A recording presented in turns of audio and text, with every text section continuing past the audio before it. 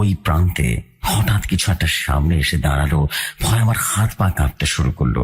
হঠাৎ পেছন থেকে একটা শব্দ এলো, থেমো না, এগিয়ে যাও, সামনে যাই কিছু আসুক না কেন। এই কথাটা আমার আরো বেশি ভয় লাগা শুরু করলো। আগে এবং বর্তমানে যে সকল হসপিটালগুলো সরকারি, সেখানে ভয়ের কিছু না কিছু থাকেই।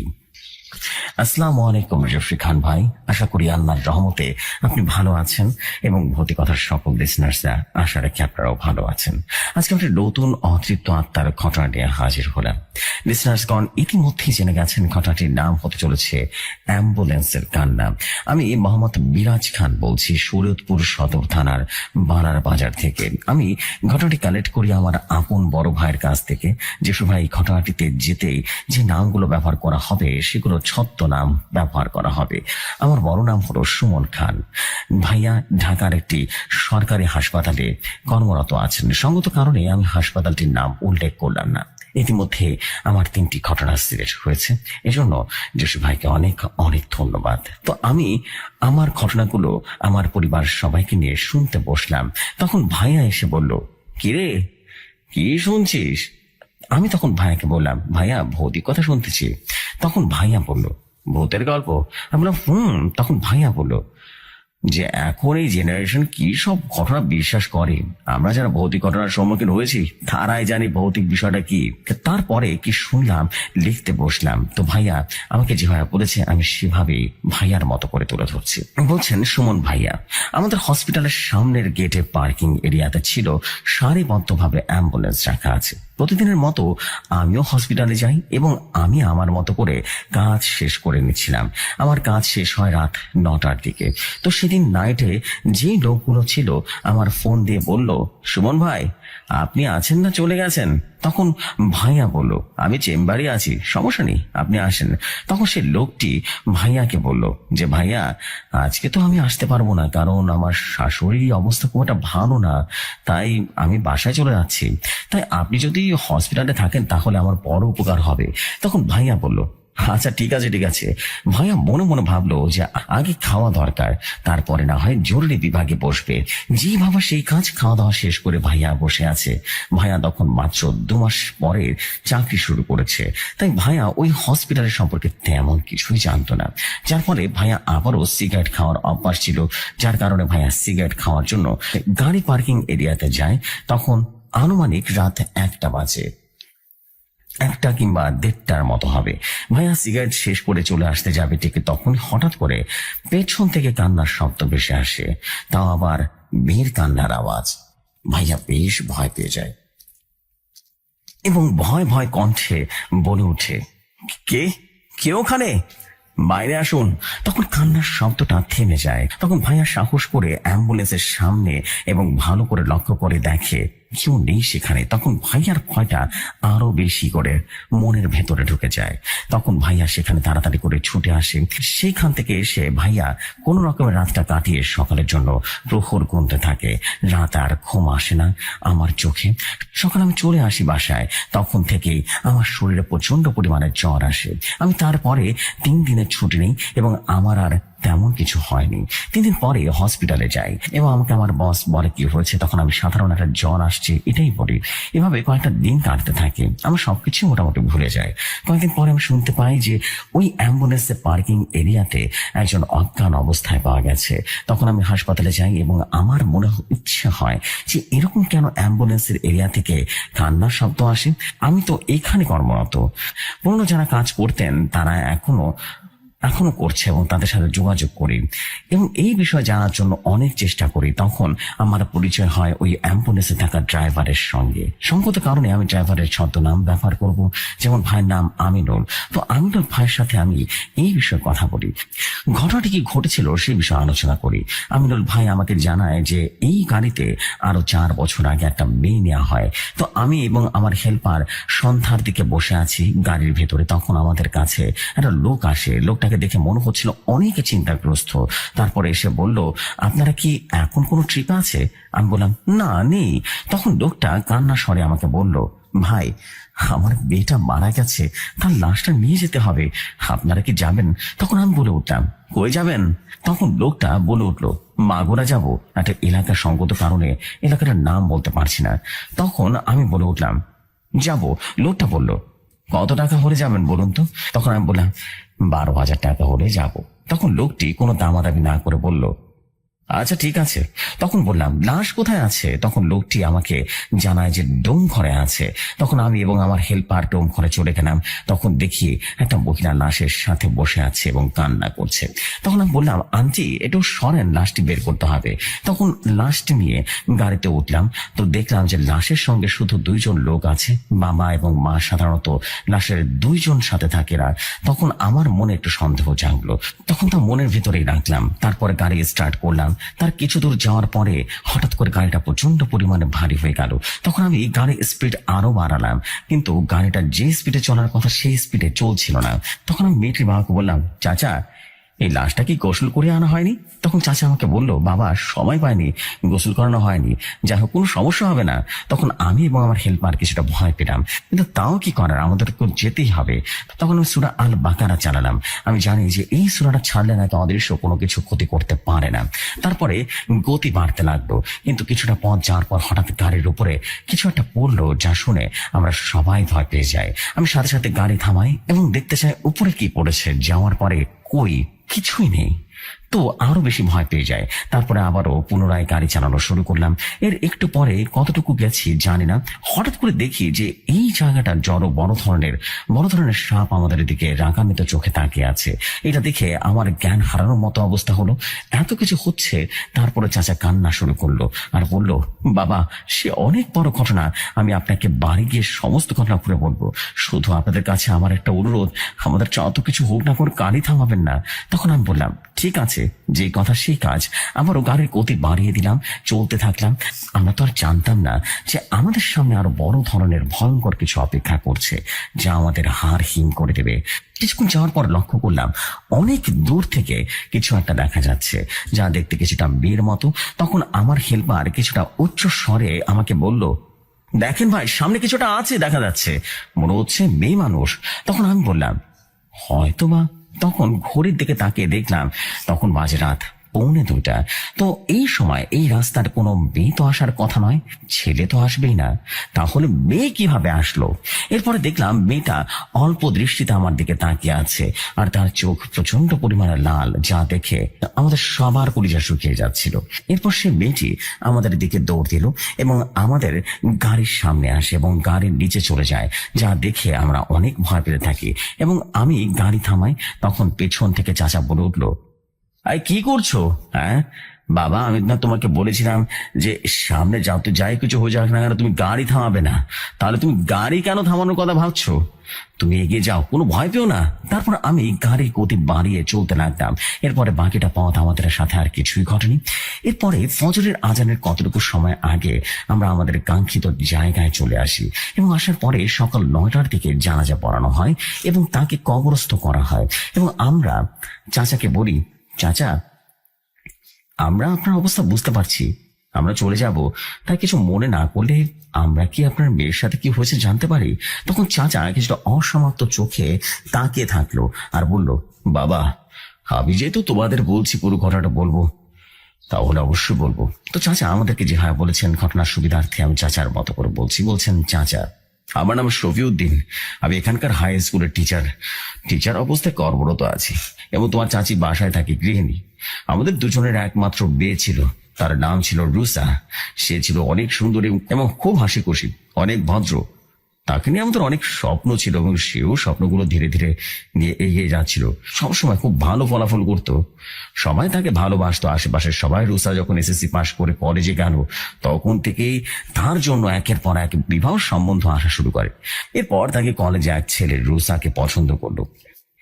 তো এই কথা রুসা তার মায়ের সাথে শেয়ার করলো এবং আমাকেও জানায়। তখন আমি রুসাকে বোঝালাম যে, বাহ, তুই এমন কিছু করো না যাতে আমাদের কষ্ট পেতে হয়। এরপরে একদিন ছেলের রুসাকে বলল যে সে রুসাকে ভালোবাসে। তখন রুসা তাকে সরাসরি না করে দেয়। ছেলেটিও এই কথাটা মেনে নিতে পারেনি, যার ফলে রুসা নানা রকম ভাবে ক্ষতি করার চেষ্টা করত। একদিন ছেলেটির রুসা মানার জন্য হুমকি দেয় এবং সে রুসাকে বলে, রুষা কলেজে গিয়ে ছেলেটির নামে নালিশ করে আসে, আর তারপর থেকে ছেলেটি আরো বেশি রেগে যায় এবং সে কালো জাদুর আশ্রয় নেয়। সে রুষার উপরে বরণ বান মারে এবং 40 দিনের মধ্যে রুষা মারা যাবে এমন একটা বরণ বান মারে।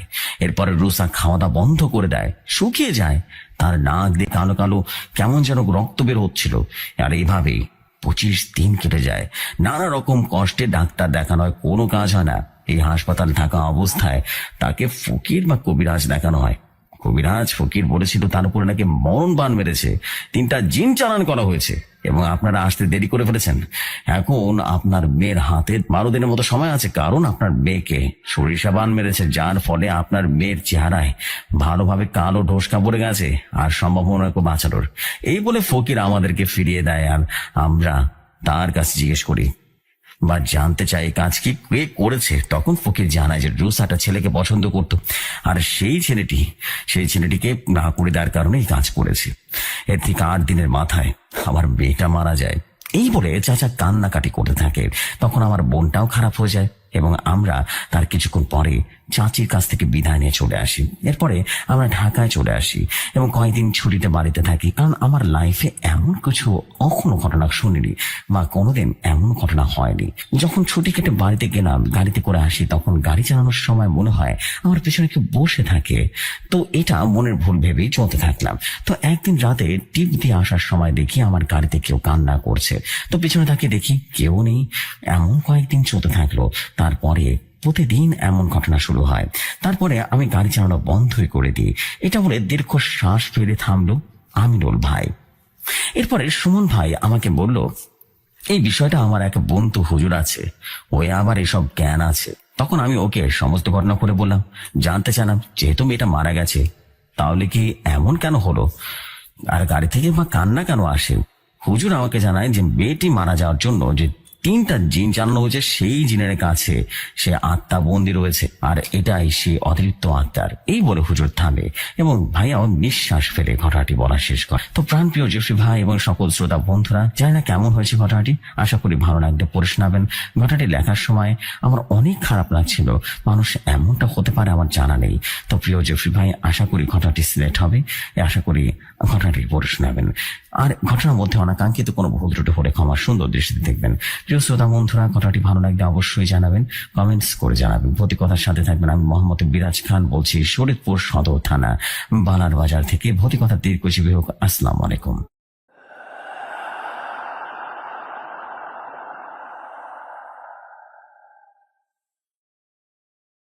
ওয়ালাইকুম আসসালাম প্রিয় ভাই, thank you very much, thank you very much. Wow, যদি সত্যি কথা বলি তাহলে বলতে হবে যে অসাধারণ একটা ঘটনা ছিল। অনেকদিন পর অ্যাম্বুলেন্সের একটা স্টোরি পেলাম, অ্যান্ড খুবই ক্রিপি টাইপের একটা স্টোরি ছিল। এটা দারুণ, বিকজ আমরা কিন্তু মোটামুটি জানি যে ব্ল্যাক ম্যাজিকে আক্রান্ত হয়ে যারা মারা যায় তারা কিন্তু খুব কষ্ট পেয়ে মারা যায়, এবং এটার কিন্তু ভয়াবহ একটা পরিণতি থাকেই, এবং এটার মানে রেশ থেকে যায় অনেকগুলো ভাবে। এবং এই ঘটনাতে কিন্তু তেমনই দেখানো হয়েছে, খুব সুন্দরভাবে ঘটনাটি অ্যালাইন করে লেখা হয়েছে। থ্যাংক ইউ ভেরি মাচ আপনাকে স্টোরির জন্য। এবং আপনার কাছে যদি এরকম স্টোরি থাকে অবশ্যই লিখে পাঠাবেন, আর একটু যেটা করবেন আর একটু গুছিয়ে লেখার চেষ্টা করবেন। এবং অবশ্যই বানানে কিছু মিস্টেক্স ছিল, মিস্টেক্স গুলো ঠিক করলে মনে হয় বেশি ভালো হবে। So thank you very much আপনাকে এই স্টোরির জন্য। চলে যাই আমরা পরবর্তী ঘটনায়।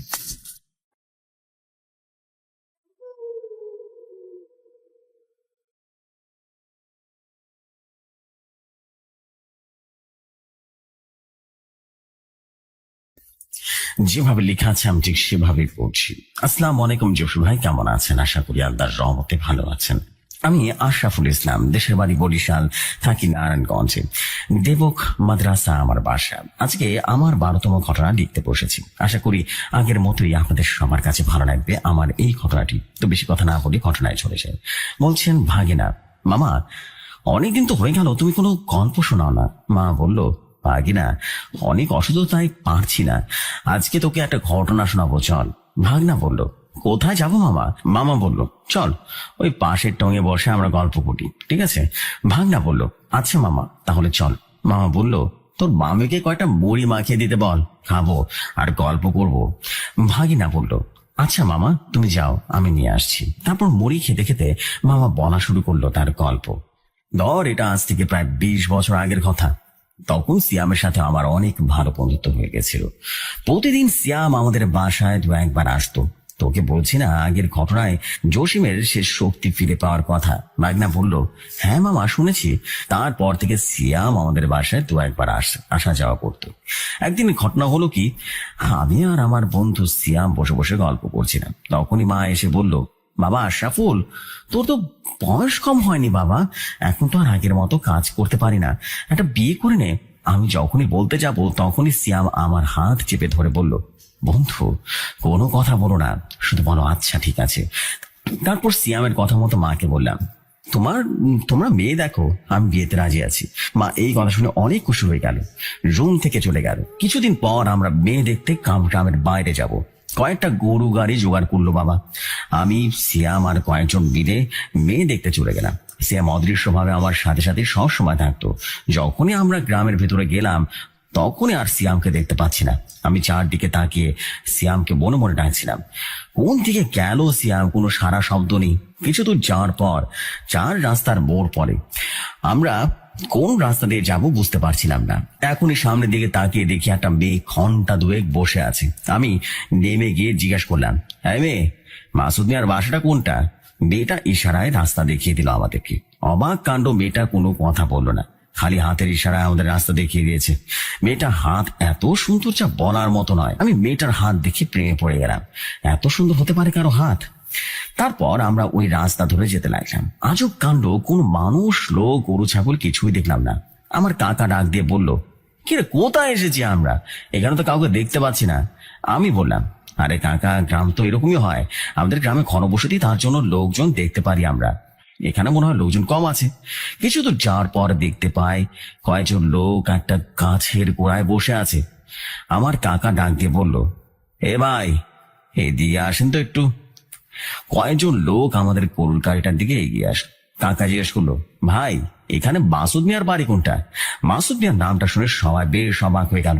কয়েকজন তো মোটামুটি ভয় দৌড় দিল সেই জায়গা থেকে। কাকা তখন বলল, আর কি হয়েছে ভাই, এরকম করছেন কেন আপনারা? কয়েকজন লোক তখন বলল, আমরা চিনি না, এখান থেকে চলে যান ভাই, আপনারা বিপদে পড়বেন, আমরা চিনি না কিছু। কাকা তো পুরোপুরি হতভম্ব হয়ে গেল। তখন আমাকে ডাকতে বললো, আশরাফুল, এসব কি হচ্ছে? আমি তখন বললাম, আমি কি বলবো কাকাকে, বলো তো, আমি তো কিছুই জানি না। আমি মনে মনে সিয়ামকে স্মরণ করলাম, তবুও কোনো সারা শব্দ পাচ্ছি না সিয়ামের। তারপর আমরা গরুর গাড়ি নিয়ে কিছু দূর যাওয়ার পর একটা বাড়ি দেখতে পেলাম। আশেপাশে কোনো বাড়ি নেই, চোখ যত দূর যায় একটা বার ঘরও দেখতে পাচ্ছি না। তারপর কাকা এগিয়ে গিয়ে দরজায় কড়া নাড়লো, বাড়িতে কেউ আছেন নাকি? হ্যাঁ, কেউ আছেন? তখন এক বৃদ্ধ লোক বেরিয়ে এলো, কাশতে কাশতে বলল, কে আপনারা? কে, এখানে কি যান? আমাদেরকে আপনি চিনবেন না, আমরা অন্য এক গ্রাম থেকে এসেছি। মাসুদ মিয়ার বাসাটা কোনটা বলতে পারেন? লোকটা কাশতে কাশতে বলল, আমি মাসুদ মিয়া। কাকা তো খুশি হয়ে গেল আর বলল, আমাদেরকে রমন ঘটক পাঠিয়েছে আপনার মেয়ে দেখার জন্য। লোকটা একটা রহস্যময় হাসি দিল। কাকা বেশ অবাক হয়ে গেল, কি হয়েছে? লোকটা কাশতে কাশতে বলল, বাবা কিছু না, তোমরা সবাই এসে ভেতরে বসো, আমার মেয়ে তৈরি হয়ে আসছে, দাঁড়াও। তখনই ভেতর থেকে আওয়াজ এলো বাইরে থেকে, সোমা, আমাদের মেয়ে দেখতে এসেছে। মহিলাটি বলল, আচ্ছা তাদেরকে বসার জায়গায় বসতে দাও। তারপর আমরা সবাই ভেতরে ঢুকে এক জায়গায় বসে রইলাম। তখনই দরজার সাইড থেকে কার যেন পায়েলের আওয়াজ আসছে। আমি অবাক হয়ে তাকিয়ে রইলাম, কি হচ্ছে? এত সুন্দর আওয়াজ কার পায়েলের কাছ থেকে আসছে? আমি যখন বের হতে যাব ঠিক তখনই আমার কাকা আমার হাত টেনে ধরে বসলো। কাকা বলল, বস এখানে বস, মেয়ে দেখতে এসে এইটা কেমন কথা? হ্যাঁ, এটা কেমন ব্যবহার? আমি যেন মোহে পড়ে আছি। কাকা যে কথা বলছে আমি কাকার মুখের দিকে তাকাতে পারছি না, কোন কথাই শুনতে পাচ্ছি না। আমি খালি ওই মেয়েটার কথা মনে পড়ে যাচ্ছে আমার। তারপর মেয়েটা নাস্তা দিল আর বলল, এগুলো আপনারা খেয়ে নিন। কাকা বলল, আমরা এখানে খেতে আসিনি, মেয়ে দেখতে এসেছি, তাড়াতাড়ি মেয়েকে দেখান আমাদেরকে। লোকটা তখন বলে উঠলো, একটু একটু সবুর করুন, এগুলো খেতে থাকেন, আমার মেয়ে এসে পড়বে। কাকা লোকটার কথা মতো খেতে লাগলো। আমাকে ডাক দিয়ে বললো, আশরাফুল, তুইও খা, কিছু খেয়ে নে। আমাকে যে কাকা এত কিছু বলছে আমি কিছুই বুঝতে পারছিলাম না। আমি শুধু মেয়েটার দিকে এক দৃষ্টিতে তাকিয়ে আছি। আমার শরীরে হাত দিয়ে ঝাঁকুনি দিল, বলল, এসব কি আশরাফুল, অন্য খেয়ালে কি ভাবছিস তুই? তখন আমি হুঁশে ফিরে আসলাম। আমি বলে উঠলাম, কি কি কি হয়েছে কাকা? হ্যাঁ, কি হয়েছে? কাকা বলে উঠলো, এইখানে আসার পর থেকে তুই কেমন যেন করছিস তুই। আমি তখন বলে উঠলাম, কিছু না কাকা, এই এমনি মনটা একটু খারাপ করছিল আর কি। তারপর মেয়েটার বাবা এসে আমায় বলল, ভাই এখন তো মেয়েকে দেখাতে পারবো না। কাকা বলে উঠলো, কিন্তু কেন এখন দেখাতে পারবেন না কেন, কি হয়েছে? তখন ওর মা বললো, ওর মা আজকে ওই মেয়ে দেখাতে বারণ করেছে। কাকা তখন বলে উঠলো, কিন্তু কেন, কি হয়েছে? মেয়ের বাবা বলে উঠলো, আজকে বৃহস্পতিবার, আজকে ভালো দিন না, তাই কালকে শুক্রবার ভালো দিন, ওই মেয়েকে দেখাতে বলেছে। কালকে মেয়ে দেখাবে, তার আগে মেয়ে দেখাবে না।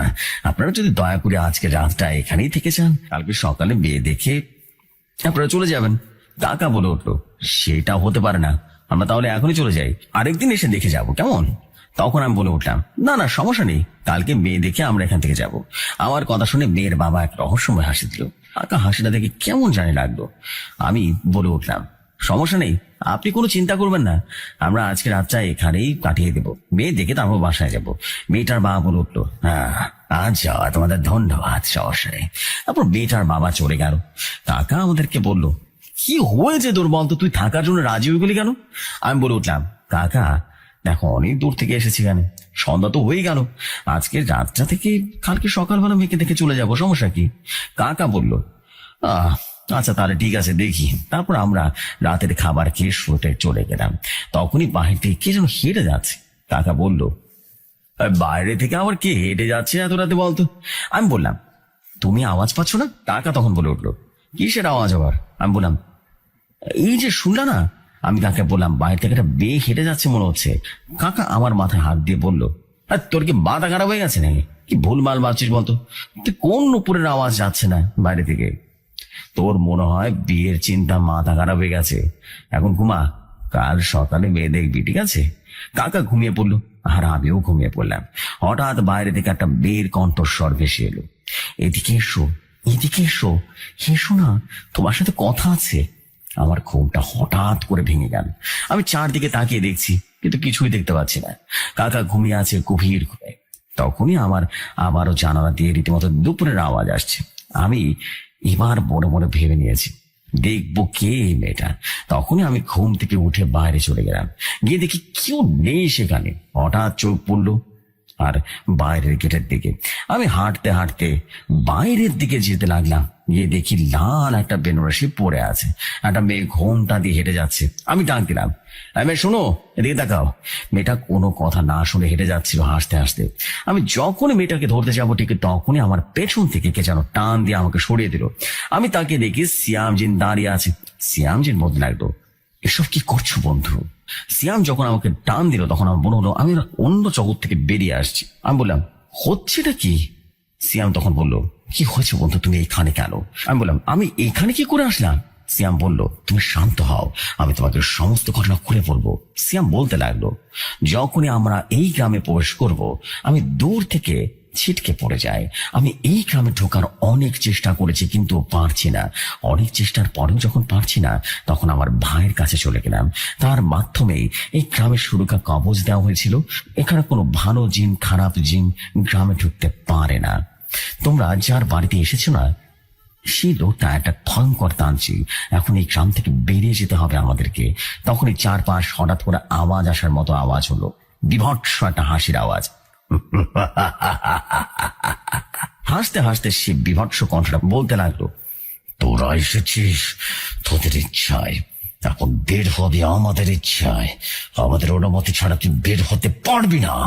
তখন সিয়াম রাগান্বিত হয়ে বলল, কে সাহস থাকতে আমার সামনে এসে কথা বল দেখি। হাসিটা তখন বলতে লাগলো, আসবো, নিশ্চয়ই আসবো, অবশ্যই আসবো, তার জন্য তৈরি থাক তোরা। আগে তোর কাকাকে মারি, তারপর তোদেরকে, পড়লে তোর কাকাকে বাঁচা। এই কথা বলে আওয়াজটি বেরিয়ে গেল।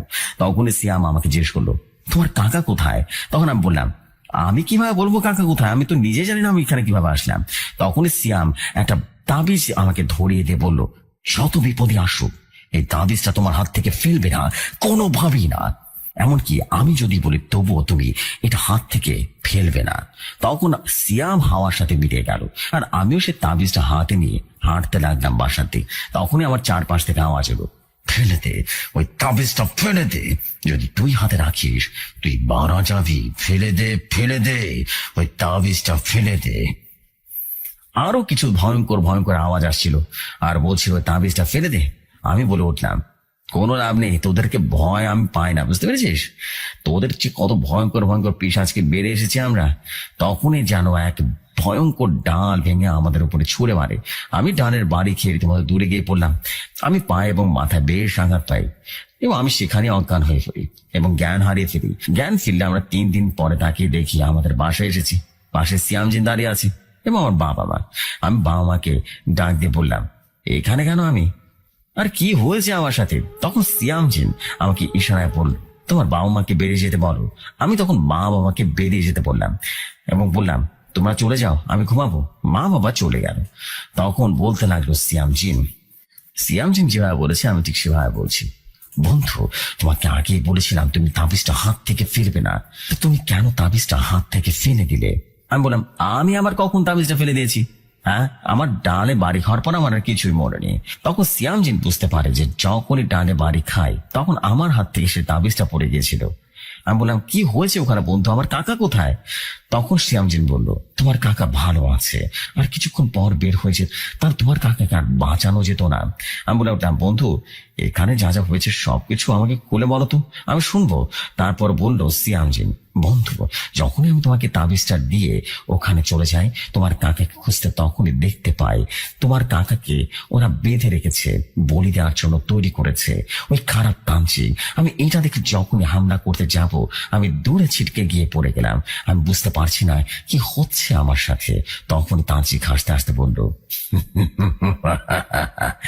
তোর মতো একটা জিন আমার কিছুই করতে পারবে না। তারপর আমি আমার আসল রূপ নিলাম। আমার সারা শরীর থেকে বিদ্যুৎ বের হচ্ছিল। তখনই রুমের ভিতরে কাকা চলে আসলো, এসে বলল, বাকিটা আমি বলছি শোন। আমি বলে উঠলাম, তুমি কিভাবে বলবে? তুমি কি আমার বন্ধু সিয়ামজিনকে দেখতে পারো? কাকা বলল, আগে দেখতে পারিনি, এখন দেখতে পারি। সিয়ামের দিকে তাকিয়ে অবাক হলাম। সিয়াম বলল, ওই যুদ্ধকালে আমি তাকে দেখা দিয়েছিলাম। কাকা বলে উঠল, তাহলে শোন, এবার আমি বলছি। সিয়াম যখন দানব প্রকৃতির রূপ নিল না, সে এতটা ভয়ঙ্কর ছিল যা বলে বোঝাতে পারবো না। চারদিক থেকে বিদ্যুৎ বের হচ্ছিল আর 2 চোখ থেকে রীতিমতো বিদ্যুৎ বের হয়ে চারপাশে পুড়িয়ে দিচ্ছিল। তার হাতে বিশাল একটা তালোয়ার আর বিদ্যুতের দিকে ছিল। যখন এই রূপ দেখে তান্ত্রিক হাসতে হাসতে বলল, তোর রূপ দেখে মনে হচ্ছে আমি ভয় পাবো? তোই মনে হয়, তুই মনে হয় আমাকে চিনিস না।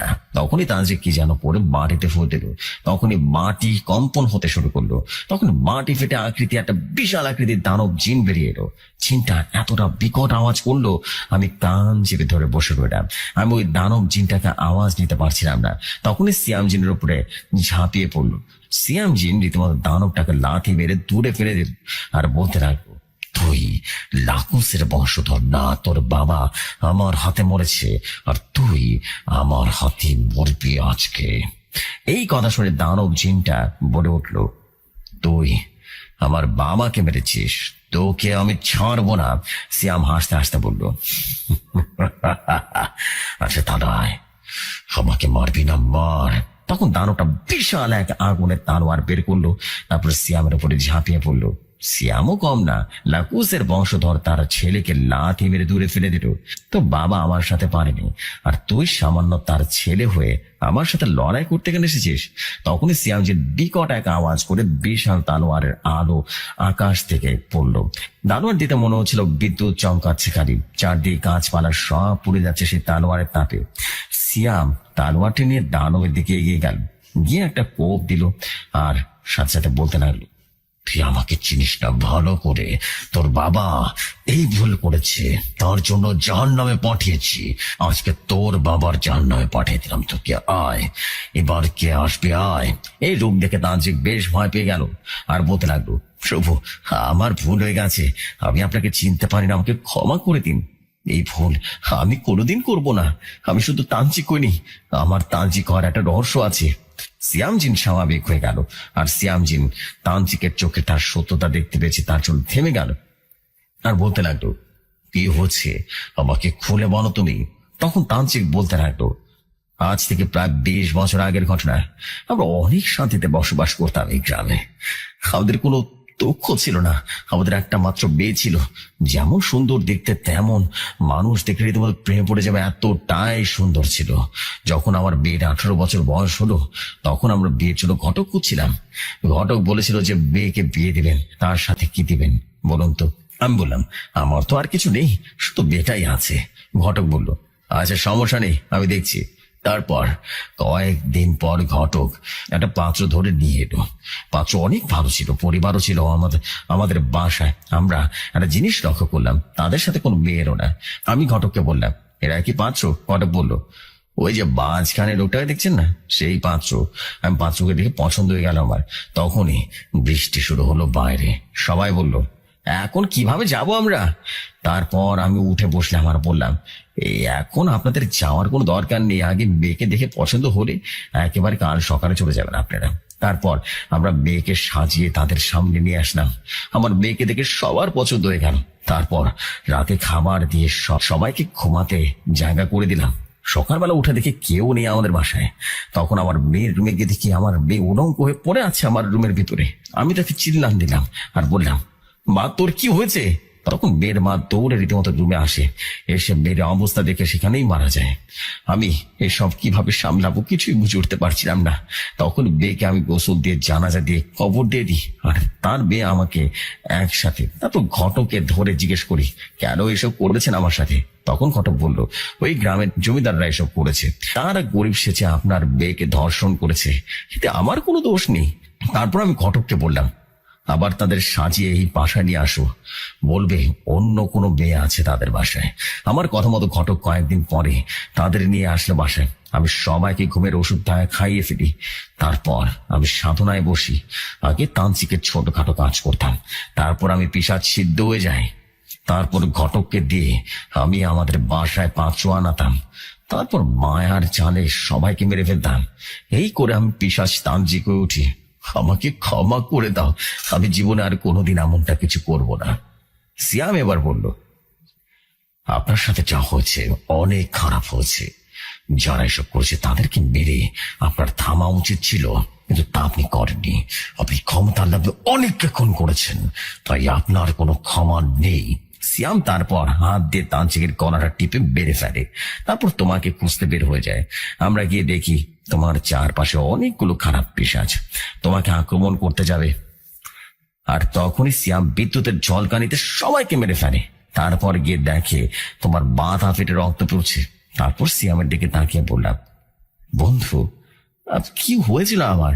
সিয়াম বলল, এসব কথা একদিন পরে বল, তুমি অনেক অসুস্থ, তুমি আবার ঘুমিয়ে যাও। তো জেফরি ভাই, এটাই ছিল আজকের ঘটনা। কেমন হয়েছে জানতে ভুলবেন না। আর আমি অনেক অসুস্থ জেফরি ভাই, আমার জন্য দোয়া করবেন। আমি সুস্থ হয়ে আরো ঘটনা লিখবো। কতটা গুছিয়ে লিখতে পেরেছি তা আমি জানি না, আপনি একটু কষ্ট করে পড়বেন। আমি আশরাফুল, দেশের বাড়ি বরিশাল, থাকি নারায়ণগঞ্জ। আজকের মতো এখানে বিদায় নিচ্ছি। আসসালামু আলাইকুম। আপনাদের মাঝে আসতে পারবো ইনশাল্লাহ আবারও। আমাকে দোয়া করবেন আমার জন্য যেন দ্রুত সুস্থ হতে পারি।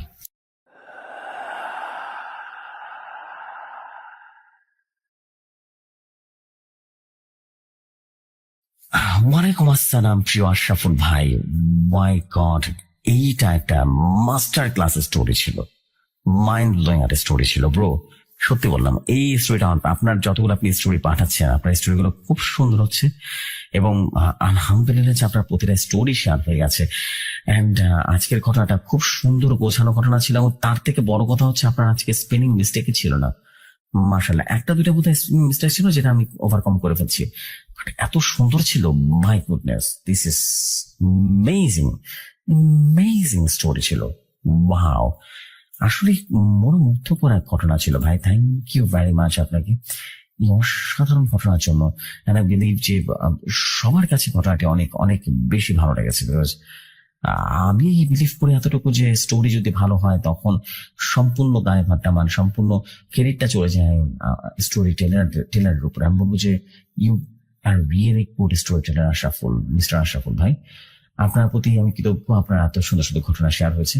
আপনার পরবর্তী ঘটনা দ্রুত পাঠিয়ে দিবেন। আপনি বললেন আপনি অসুস্থ, আর আমি চাই যে খুব দ্রুত আল্লাহ আপনাকে শেফা দান করুক, আপনি দ্রুত সুস্থ হয়ে আমাদের মাঝে ফিরে আসুন। খুব সুন্দর ছিল ঘটনা, থ্যাংক ইউ ভেরি মাচ, খুব সুন্দর ছিল। এরকমই ঘটনা চাই আপনার কাছ থেকে, এরকম ঘটনা আমি আশা করব, যেখানে ঘটনা থাকবে, ভয় থাকবে, ভীতি থাকবে এবং সব মিলিয়ে দারুণ কিছু হয়ে যাবে। আপনাকে অনেক ধন্যবাদ। সো আমি আর দেরি করবো না, আমি চলে যাচ্ছি আমাদের পরবর্তী ঘটনা। আশা করছি পরবর্তী ঘটনা আপনাদের কাছে ভালো লাগবে। চলে যে ঘটনায়।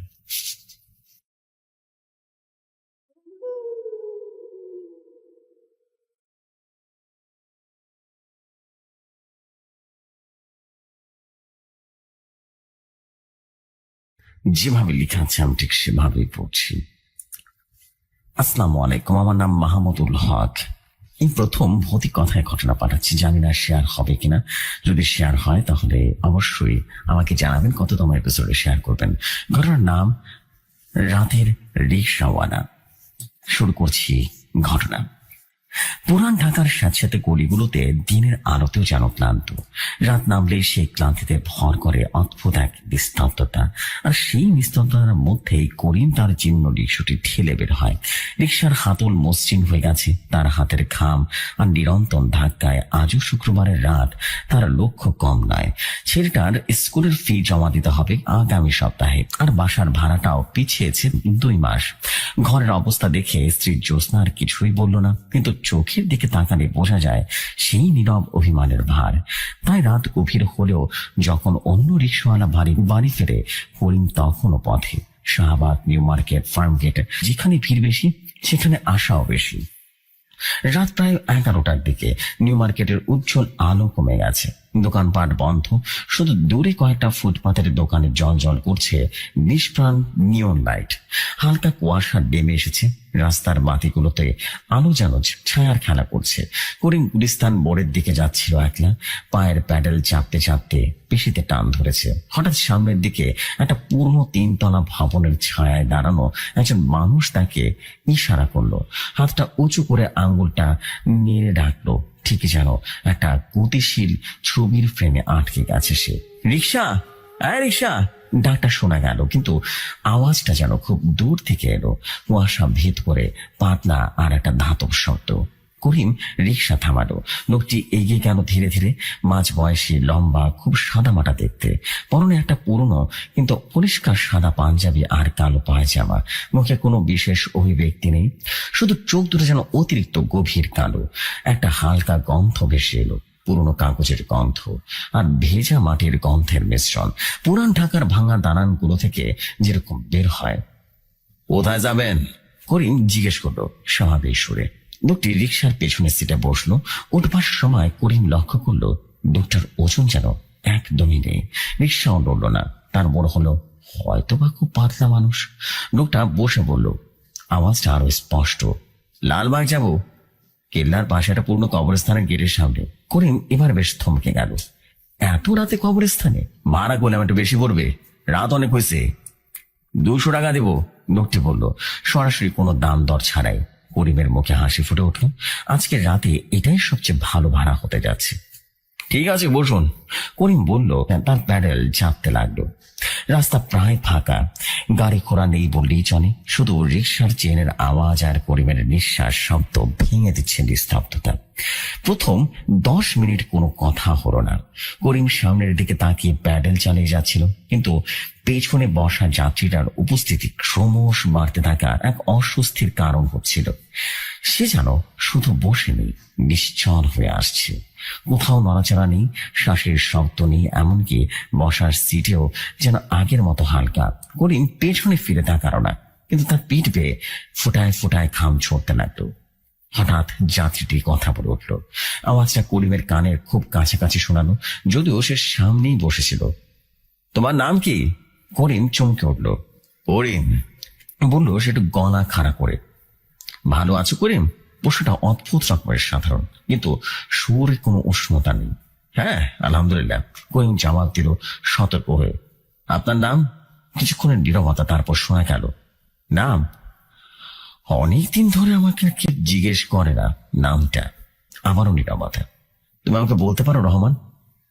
রহমান নামটা বলার সাথে সাথে শিশের মতো আওয়াজ ছিল। করিম আর কিছুই জিজ্ঞেস করার সাহস পেল না। রাস্তা বদলাতে তারা ঢুকলো পুরান ঢাকা ছড়িগুলোর দিকে। এখানে রাস্তার বাতি আরো কম, ছায়া আরো গাঢ়। পুরনো দালানগুলোর জানালাগুলো অন্ধকার, যেন অদৃশ্য চোখে তাকিয়ে আছে। রিক্সার সামনে ছোট্ট বাতিটা মিটমিট করে চলছিল। আলোর গোলাটা রাস্তায় কাঁপছিল।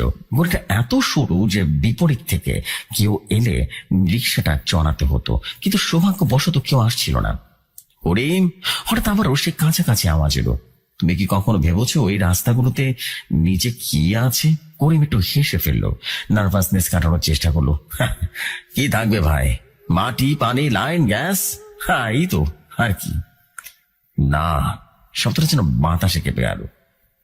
পুরোনো জিনিস, ভুলে যাওয়া জিনিস, অনেক কান্না, অনেক হাহাকার মাটির নিচে আটকে আছে। যাত্রীর আওয়াজে এবার একটা অদ্ভুত টান এসেছে, যেন সে দূরের কোনো স্মৃতির কথা বলছে। করিমের গায়ে কাঁটা দিয়ে উঠল।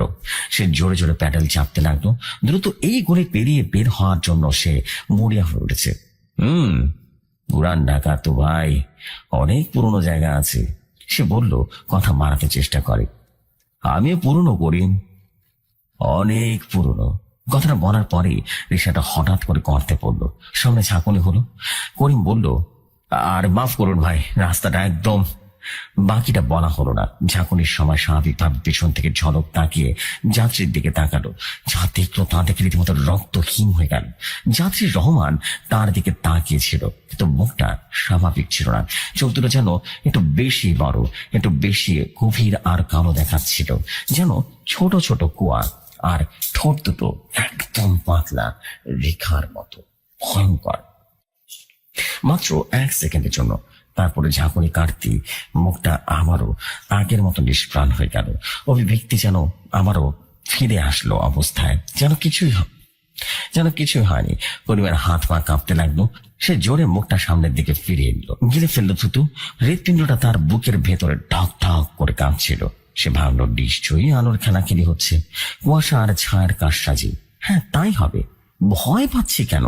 সে নিজেকে ধমক দিল, কিন্তু সেই বিকৃত মুখের ছবি তার চোখের সামনে ভাসছিল।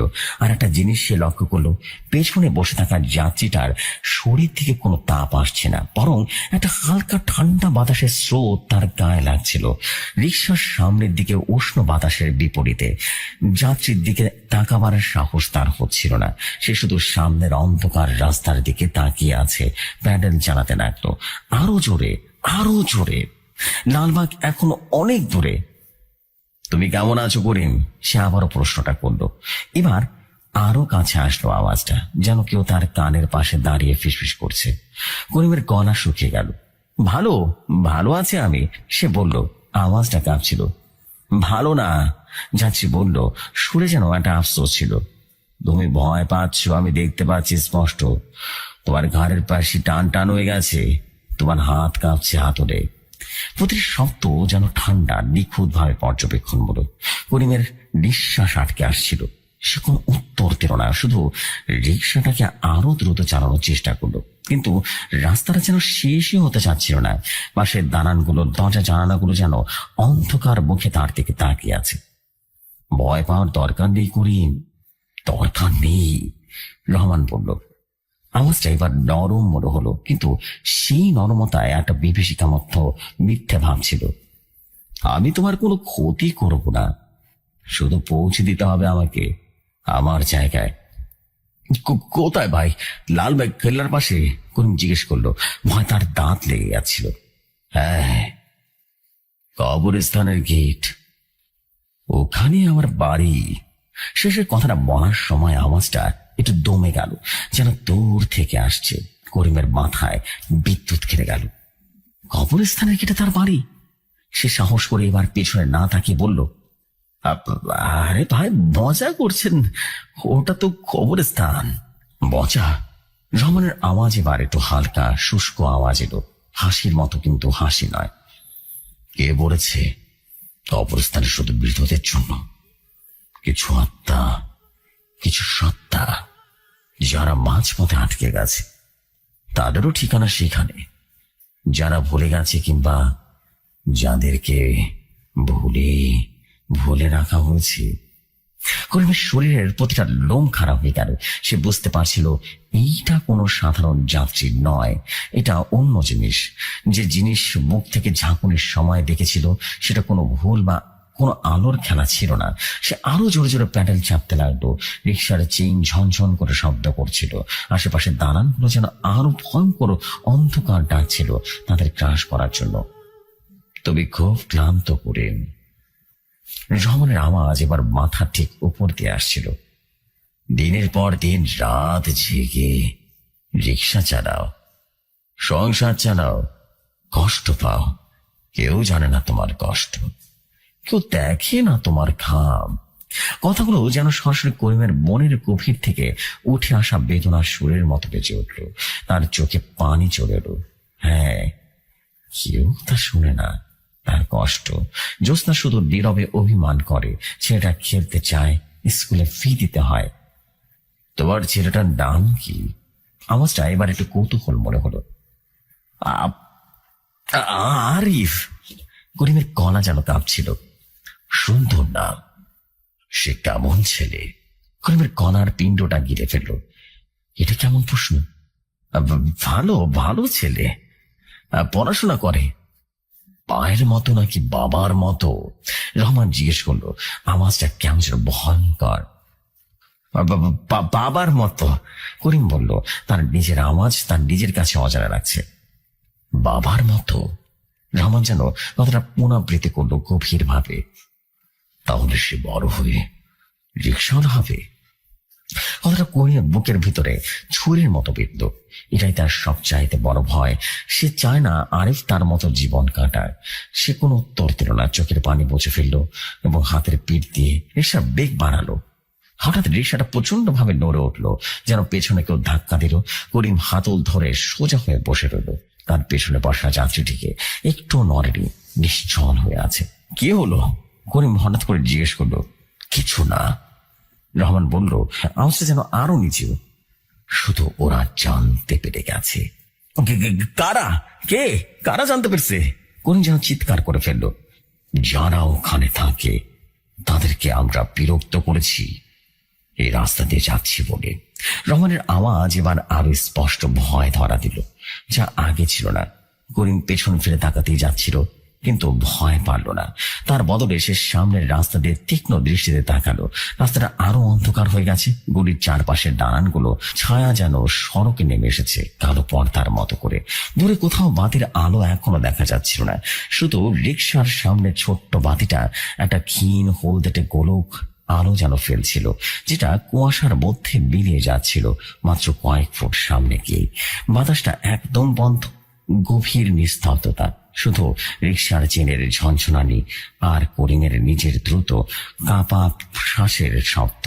তারপর সে শুনতে পেল খুব মৃদু, প্রথমে পেছনে গলির ভেতর থেকে পা টান টান করে হাঁটার শব্দ, শুকনো পাতা মরানোর শব্দ, কিন্তু কোথাও পাতা ছিল না রাস্তায়। শব্দটা যেন খালি পায়ে কংক্রিটের উপরে হাঁটার শব্দ। ধীর টেনে হিচড়ে এক জোড়া নয়, দু জোড়া নয়, তিন জোড়া। গুণে বোঝা যাচ্ছিল না, শব্দটা ক্রমশ স্পষ্ট হচ্ছিল, তাদের দিকে আসছিল। করিমের হৃদ স্পন্দন কানেও শোনা যাচ্ছিল। ভাই, সে ফিসফিস করে বলল, পেছনে পেছনে কারা যেন আসছে। রহমান কোনো উত্তর দিল না। করিম পেছনে ঝুঁকে দেখলো রহমান সিটেই বসে আছে, কিন্তু তার মাথা নিচু, পেছনের একদম ঘুরে আছে, গলির গভীর অন্ধকারের দিকে তাকিয়ে। তার কারো কোটের রং যেন গলির অন্ধকারের সাথে মিশে গেছে। তার শরীর একদম শক্ত হয়ে এসেছে। ওরা আসছে, ওরা আসছে, রহমান ফিসফিস করে বলল, আওয়াজ যেন ভয়ঙ্কর। দ্রুত করো করিম, খুব দ্রুত। করিম তার সমস্ত শক্তি দিয়ে প্যাডেল চালাতে লাগলো এবং পেশিগুলোতে আগুন ধরে গেল। রিক্সার গতি বেড়ে গেল, কিন্তু পেছনের সে পায়ের শব্দটা আরো স্পষ্ট, আরো ভয়ঙ্কর। ধীর স্থির অটল, যেন কেউ কোনো তাড়াহুড়ো নেই। কারণ ওরা জানে যে ধরা পড়বেই। সন্তানটা এখনই এতটাই কাছাকাছি চলে এসেছে, রিক্সার পেছনের চাকার পাশেই যেন কেউ হাঁটছে। কিন্তু করিমের পেছনে তাকাতে পারলো না। সে শুধু সামনের দিকে তাকিয়ে ভয় কুকড়ে রিক্সা চালিয়ে যেতে লাগলো। হঠাৎ করে রিক্সাটা প্রচন্ড বাধা পেল, যেন কেউ পেছনের দিকে শক্ত করে ধরে রেখেছে। করিম সামনের দিকে ঝুঁকে পড়লো, হাতলটা ধরে রক্ষা পেল, কিন্তু রিক্সা থেমে গেল। প্যাডেলের চাপ দিলেও সামনে এগোচ্ছিল না। পেছনের চাকাটা যেন কাদায় আটকে গেছে। কি কি হয়েছে? করিম চিৎকার করে বলল, ওরা ধরে রেখেছে। রহমানের গলার আওয়াজ কাঁপছিল, সে যেন নিষ্প্রাণ ভাবে একদম উধাও। ওরা আমাকে চায় না, আমাকে ফিরিয়ে নিতে চায়। ওরা ওরা কারা? করিম চিৎকার করলো। সে এবার বাধ্য হয়ে পেছনে তাকালো। গলির গভীর অন্ধকার রিক্সার ক্ষীণ আলোয় প্রান্ত সীমায় এসে মোটামুটি 3টা স্পষ্ট মানবাকৃতির ছায়া দেখতে পেল, কিন্তু সেগুলো ঠিক কোনো মানুষ ছিল না। আকৃতিটা বিকৃত ছিল, যেন অস্বাভাবিকভাবে লম্বা, হাত পা পাতলা, শরীর কুৎসিত, মুখমণ্ডল একেবারে অস্পষ্ট, শুধু গভীর কালো ফাঁকা অংশ। তারা দাঁড়িয়েছিল একদম শীতল ভাবে। তার দিকে এক তীব্র ঠান্ডা বাতাস পড়েছিল। সে বাতাসে গায়ে কাঁটা দেয়, এমনকি হাড়ের পর্যন্ত শীতল অনুভূতি দেয়। আর একটা গন্ধ, পচা মাটির গন্ধ, পুরনো কফিনের গন্ধ। করিমের নিঃশ্বাস বন্ধ হয়ে আসছিল। সে দিশেহারা হয়ে রহমানের দিকে তাকালো। কি করব, কি করব ভাই? রহমানের দিকে তাকালো। এবার তার চোখ আগে থেকে সে গভীর কালো ভাব ছিল না, বরং তীব্র ভয়, এক ধরনের বেদনাদায়ক অনুনয় ছিল। চালাও করিম, চালাও, সমস্ত শক্তি দিয়ে চালাও। ওরা যদি ধরে ফেলে আমাদেরকে, যদি ফিরিয়ে নেয়, তাহলে তুমিও। সে কথাটা শেষ করলো না। করিম বুঝতে পারলো এখন দাঁড়ালে বিপদ শুধু রহমানের নয়, তার নিজেরও হবে। সে এক গভীর শ্বাস নিয়ে তারপর সমস্ত ভয় ভুলে গিয়ে সে তার সমস্ত শক্তি একত্রিত করলো। সে রিক্সার হাতলের উপরে ভর দিয়ে দাঁড়িয়ে পড়লো। তারপর প্যাডেল তার উপরে ওজনটাতে চাপ দিল। পায়ের পেশিতে আগুন জ্বললো, হাড় পর্যন্ত ব্যথা করলো। সে গর্জে উঠলো নিজের অজান্তেই, আল্লাহ হাফেজ। রিক্সাটা হঠাৎই নড়ে উঠলো। পেছনের চাকার বাঁধন কাটার মতো একটা অনুভূতি হলো। রিক্সাটা সামনের দিকে ছুটে চললো। করিম পেছনে তাকালো।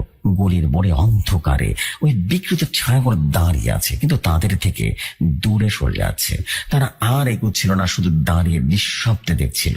করিমের শরীর থেকে সমস্ত শক্তি চলে গেল। সে বসে পড়লো সিটে।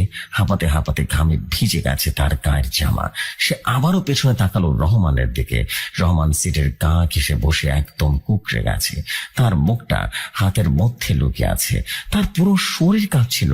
করিমের মনে হলো সে কাঁদছে, কোনো শব্দ নেই, শুধু তার কাঁধ দুটো অনিয়ন্ত্রিত ভাবে কেঁপে উঠেছে। ভাই, আপনি ঠিক আছেন? করিম জিজ্ঞেস করলো। নিজেও কাঁপছে।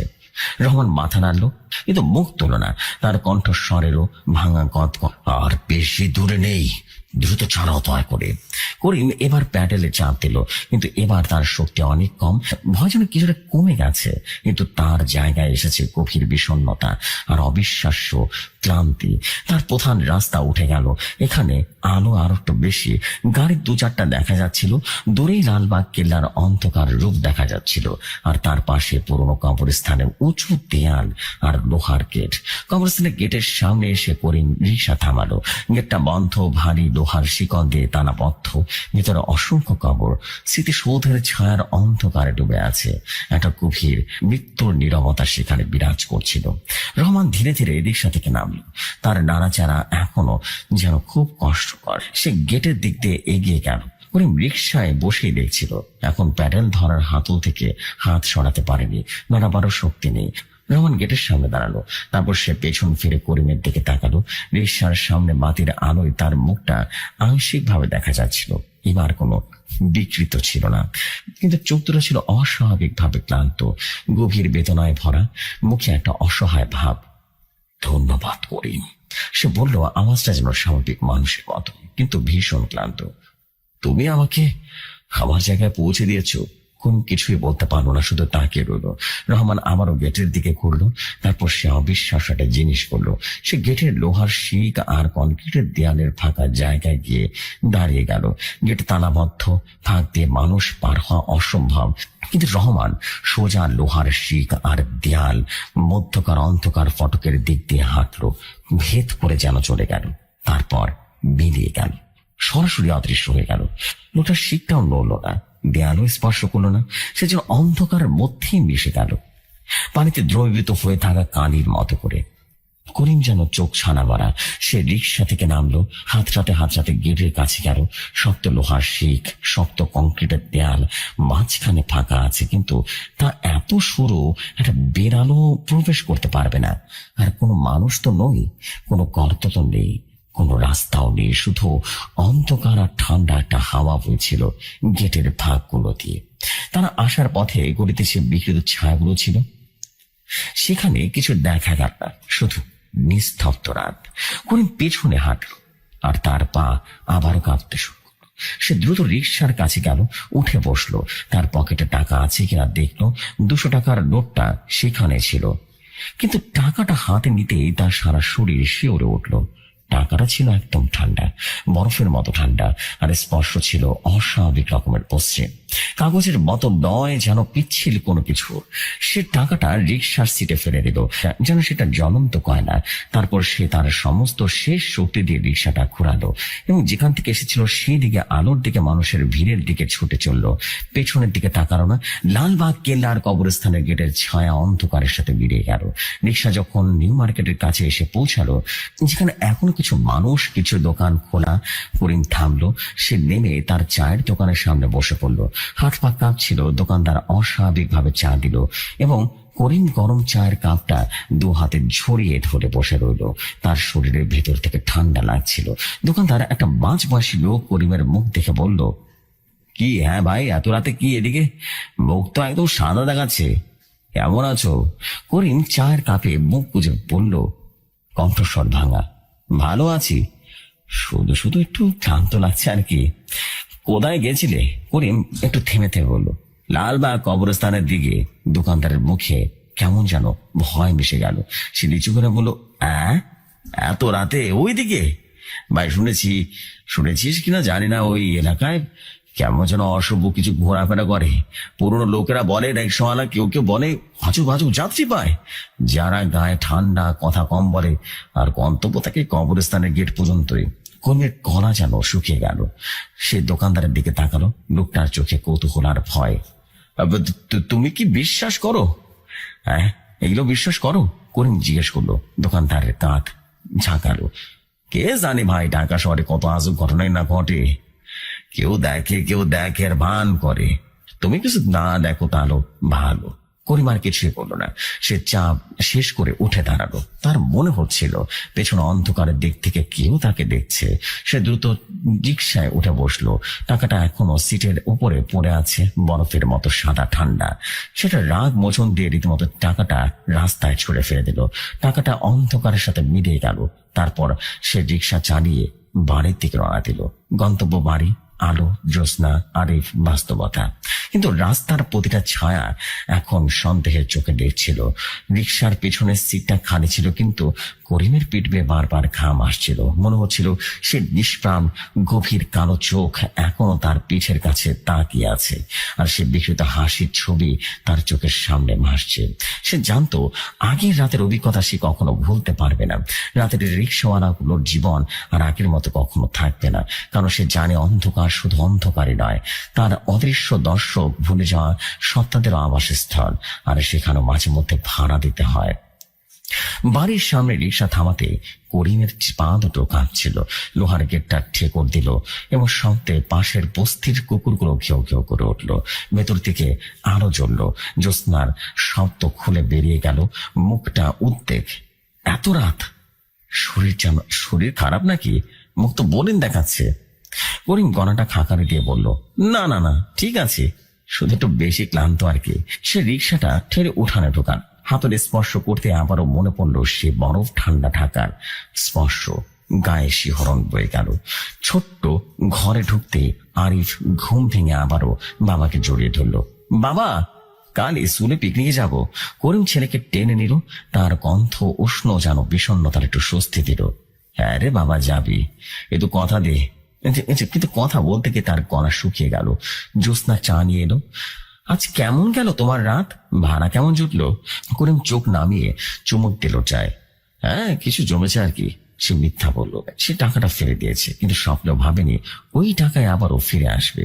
পরদিন সকালে রিক্সা ধোয়ার সময় সিটের নিচে পানি নিকাশের ছিদ্রে পাওয়া গেছিল সাদা একটা কাক। ঠান্ডা ভিজে ভিজে টানতেই বেরিয়ে এলো একটা ভিজে যাওয়া 200 টাকার নোট। একদম সেই টাকা। করিমের হাত পা কাঁপতে লাগলো। নোটটা ছুঁড়ে ফেলার লোভ সামনে এসে ভাবলো, একটা টাকা, এতে তো ভূত প্রেত লাগে না। টাকাটা জামার পকেটে গুজে রাখলো। সারাদিন গায়ে এক অবর্ণনীয় ঠান্ডা ভর করে রইল। কয়েকদিন কেটে গেল। করিম চেষ্টা করলো ভুলে থাকতে, কিন্তু রাত বাড়লেই পুরান ঢাকার গলিতে তার চোখ ভিন্ন ভিন্ন রূপ দিত। অন্ধকারে জানালাগুলো যেন তাকে দেখত। রাস্তায় হঠাৎ করে হাত তুললেই তার বুক ধুক ধুক করে উঠত। আর আরেক প্রায় বলতো, বাবা, তোমার ঘরে কে যেন কথা বলে রাতের বেলা, কাঁদে আর কথা বলে। জ্যোৎস্না বিরক্ত হতো আর বলতো, ছেলের সাথে এসব কথা বলে না, করিম ওর ঘুম নষ্ট করে। এক রাতে বৃষ্টি হচ্ছিল ঝুমঝুম করে। করিম রিক্সা চালিয়ে ফিরছিল বাড়ির দিকে। শাহবাগের মোড়ে বট গাছের নিচে ছাতা মেরে দাঁড়ানো এক যুবক হাত তুলল। ছাতার নিচের কারণে মুখটা দেখা যাচ্ছিল না। করিম থামতেই সে বলে উঠল, কোথায় যাবেন ভাই? লালবাগ পুরান কবরস্থানের গেট। একদম শিশুর কণ্ঠস্বরটা শুনে করিমের শির দ্বারা পেয়ে বরফের স্রোত নবে গেল। সে পেছন ফিরে তাকালো। ছাদের নিচ থেকে উকি দিচ্ছিল মাঝ বয়সী রহমানের নিষ্প্রাণ গভীর চোখ, কিন্তু মুখটা এবার আর স্বাভাবিক ছিল না। চামড়া শিথিল, ফ্যাকাশে, ঠিক যেন ভিজে মাটির উপরে টানা একটা কাপড়। নাম? করিম, তাই না? হ্যাঁ। রহমানের ঠোঁট নড়ল, কিন্তু হাসি এলো না। করিমের গলা আটকে গেল। আপনি আপনি আবার? তুমি ছাড়া আমার আর কেউ নেই করিম। ওরা আমাকে তাড়া করে, তুমি শুধু আমাকে জায়গায় পৌঁছে দিতে পারো। রহমানের আওয়াজ অস্পষ্ট, কেমন যেন ভয়ঙ্কর। করিম রিক্সা চালু করলো। হাতে পায়ে জোর নেই। বৃষ্টির শব্দে গলির নিস্তব্ধতা ভেঙে যাচ্ছে, কিন্তু রিক্সার ভেতরটা কেমন যেন নীরব। হঠাৎ রহমান ঝুঁকে পড়ল সামনের দিকে। তার ঠান্ডা নিঃশ্বাস করিমের কানে লাগলো। টাকাটা ফেলে দিলে কেন? ওটা আমার কষ্ট অর্জিত টাকা। করিম চমকে উঠল। আপনি দেখলেন কি করে? আমি সব দেখতে পাই করিম। তোমার বাড়ি, তোমার ছেলে, তোমার ঘুমন্ত স্ত্রী, তোমার পাশের বালিশটা থেকে যেন আমি বসে থাকি প্রতি রাত করতে। রহমানের আওয়াজ কেমন যেন ভয়ঙ্কর থেকে আরো ভয়ঙ্কর হয়ে গেল। করিম থেমে গেল একটা গলির মোড়ে। বৃষ্টি ততক্ষণে প্রবল হয়ে উঠেছে। নামুন, এখানে নামুন, ভাড়া লাগবো না। নামবো না। রহমানের কঠিন গলা যেন আরো কঠিন হয়ে গেল। আমাকে জায়গায় পৌঁছে দাও করিম। তোমার ভেতরে একটু জায়গা দাও, একটু জায়গা দাও। আপনি কি বলতেছেন? তুমি জানো না আমি কত ক্লান্ত। রহমান কেমন যেন কাঁতর স্বরে বলল। বাটির নিচে হাত অন্ধকার, শুধু শীত, শুধু অপেক্ষা। তোমার গরম রক্ত, তোমার নিঃশ্বাসের উষ্ণতা, সেখানে একটু বিশ্রাম পাব। করিম লাফিয়ে রীতিমতো রিক্সা থেকে নামলো। বেরিয়ে পড়ুন এক্ষুনি। রহমান নড়ল না। বৃষ্টিতে তার শরীর ভিজে কাপড়ের মতো লাগছিল। তুমি পারবে না দাঁড়াতে। আমি চিনে গেছি তোমার স্বাদের গন্ধ। তুমি এখন আমার রাস্তা হয়ে গেছ করিম। করিম রিক্সার হাতলটা লোহার রডটা খুলে নিল। বের হন, বের হন বলতেছি। রহমান ধীরে ধীরে রিক্সা থেকে নামলো, কিন্তু নামার পর তার উচ্চতা মুহূর্তে বেড়ে যাচ্ছিল, যেন অদৃশ্য কিছু তাকে টেনে নিয়ে উপরের দিকে তুলছে। মুখের চামড়া টান টান হয়ে ফেটে যাওয়ার উপক্রম হলো। গলার স্বর বিকৃত হয়ে এলো। আমি যাব না করিম, যাব না। করিম ভয় পিছিয়ে গেল। হঠাৎ করে রহমানের দেহ থেকে কালো একটা ছায়া বিচ্ছিন্ন হয়ে ছুটে এলো তার দিকে। করিম রডটাও উড়িয়ে মারলো। কিন্তু ছায়া ভেদ করে তার বুকের ভেতরে ঢুকে গেল। প্রচন্ড ঠান্ডায় তার হৃৎপিণ্ড যেন জমে গেল। সে মাটিতে লুটিয়ে পড়ল, জ্ঞান হারিয়ে ফেলল। সে বাড়ির বিছানায়। জ্যোৎস্নার চোখে পানি মুছছিল। দুদিন জ্বর আর বকবক করছিলে, ভয় পেয়ে গেছিলাম। করিম নিজের হাত দেখল, কাঁপছিল। ঘরের কোথাও রহমান নেই, কিন্তু কিছু একটা ভেতরে আছে। সেরে উঠেও করিম বদলে গেল। রিক্সা চালানো বন্ধ হয়ে গেল। সারাদিন ঘরের কোণে বসে থাকে। আরিফ ভয় আর কাছে যায় না। বাবা কান্না করে রাতের বেলা, আর ভাঙা ভাঙা কথা বলে। জ্যোৎস্না ডাক্তার দেখালো, করিম ওষুধ খেলো, কিন্তু চোখে এক গভীর আতঙ্ক স্থায়ী হয়ে গেল। সে জানালা বন্ধ রাখে, আরো চালিয়ে ঘুমায়। এক মধ্যরাতে করিম তীব্র তৃষ্ণায় জেগে উঠল। ঘরের বাতিটা নিভে গেছে। অন্ধকারে সে হাত নেড়ে নেড়ে রান্না করে গেল। ঠান্ডা পানি খাওয়ার সময় হঠাৎ দেখলো প্লাস্টিকের আয়নায় তার প্রতিচ্ছবি নড়ছে না। সে দাঁড়িয়ে আছে, কিন্তু প্রতিবিম্ব স্থির। তারপর আয়না ধীরে ধীরে ফুটে উঠল রহমানের সেই বিকৃত হাসি, ঠোঁটে কানে টান টান। করিম আয়নাটা ছুঁড়ে ফেললো, চিৎকার করে উঠল, চলে যাও, আমার ভেতর থেকে বের হয়ে যাও। জ্যোৎস্না ছুটে এলো। কি হয়েছে আবার, কাকে বলছো? করিমের স্ত্রী কাঁধে শক্ত করে চেপে ধরলো, কাঁপা গলায় বলল, ওই যে রহমান, ও আমার ভেতরে আছে, ওকে বের হতে হবে, ওকে বের হতে হবে। জ্যোৎস্নার চোখে ভয়। কোন রহমান? করিম এখানে কেউ নেই, শুধু আমরা আছি। পরদিন দুপুরবেলা করিম উঠোনে বসে আছে। হঠাৎ আরিফ দৌড়ে এসে বলল, বাবা, সে কাকুটা এসেছে, তোমার রিক্সার উপরে বসে আছে। করিমের রক্তহীন হয়ে গেল। সে ধীরে ধীরে রিক্সার দিকে এগিয়ে গেল। সিটে কেউ নেই, কিন্তু সিটের ফোমে একটা গভীর ডেবে যাওয়া দাগ আছে। ঠিক যেন কেউ দীর্ঘক্ষণ বসে থাকলে যেমন দাগ হয়, ঠিক তেমন। আর সিটের ওপরে ভিজে মাটির গন্ধ মাখানো 200 টাকার নোট। সেদিন রাতে করিম আর ঘুমাতে পারল না। শোয়ার ঘরের দেয়ালে ছায়ার মধ্যে সে দেখতে পেল ধীরে ধীরে একটা মুখ ফুটে উঠেছে, রহমানের মুখ। এবার শুধু চোখ দুটো গভীর কালো গর্তের মতো।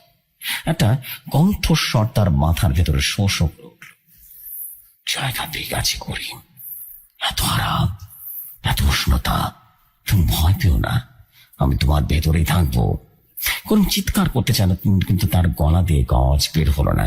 সে বুঝতে পারলো তার শরীর নিয়ন্ত্রণ করছে আরেকজন। হাত নিজেই যেন উঠে গেল, আঙ্গুলগুলো বিকৃত ভঙ্গিতে মচড়াতে লাগলো। সে উঠে বসলো, তারপর অদ্ভুত নরম পদক্ষেপে জানালার দিকে হাঁটলো। বাইরে অন্ধকার, নিচে উঠোন, রিক্সার ছায়া ডুবে আছে। মাথায় ভেতর থেকে আবারও ফিসফিস করে বলল,